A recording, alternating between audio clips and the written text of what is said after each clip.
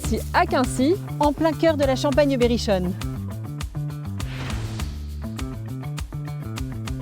En fait, le Berry, c'est un véritable océan calcaire, sauf sur les rives, le long du Cher, où là, c'est un tout autre terroir. Exactement, en fait, c'est lié à cette grande faille du Cher qui a effondré totalement le plateau calcaire de Sancerre. Ici, à Quincy, on produit du blanc, de cépage Sauvignon blanc, Et uniquement du blanc avec cette typicité particulière liée au terroir. qui est vraiment différente des autres AOP de la région Centre-Loire. Les sols, c'est des sables, des graves, des sables argileux. Et les sous-sols, c'est ces sables rouges qu'on a vus. Ce sont des sols légers, ils se réchauffent vite au soleil. Ils sont plus ou moins argileux d'ailleurs. Et le bon tuyau pour savoir à peu près le pourcentage d'argile, c'est de faire une boule. Si vous arrivez à faire une bonne boule comme ça, c'est qu'il y a minimum 15% d'argile. Sinon, ça resterait très sableux. Et ça, c'est les beaux sables argileux de Quincy. Et ce sol typique de Quincy, ça donne quoi dans le vin? Légèreté, fraîcheur et finesse. Vivacité et souplesse. Et d'une route à l'autre, on passe de nos sables argileux à des sables argilo-calcaires.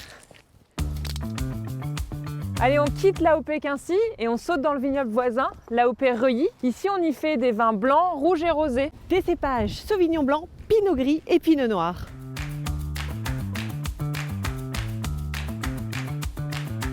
On est pas mal ici, on est vraiment sur les coteaux doucement pentus et on est entre les rives du Cher et de l'Arnon. Et on a cette belle exposition.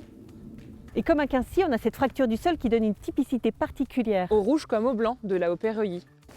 T'as vu ce gros caillou? Tu reconnais? Ah bah oui, ça c'est une belle marne calcaire. C'est typique de l'AOP Reuilly justement, des sols ici. Pas tout jeune, hein? C'est du bon jurassique, madame. Et donc les marnes sur des sols argileux, ça va donner à vos vins cette texture, cette belle rondeur, ce gras, une jolie fermeté. Et au nez, en aromatique, on va avoir de l'argile, de la poterie, des effets épices.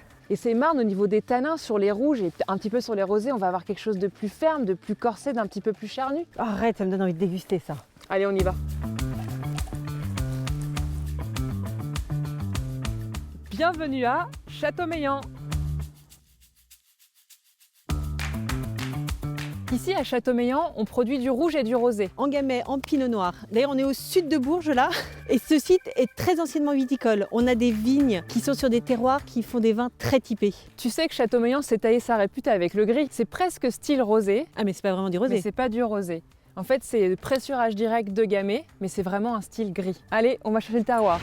Faut gratter. Ok, grattons. J'ai du grès. C'est beau ça. Ah, c'est magnifique. Alors attends, je cherche un peu. Micachiste.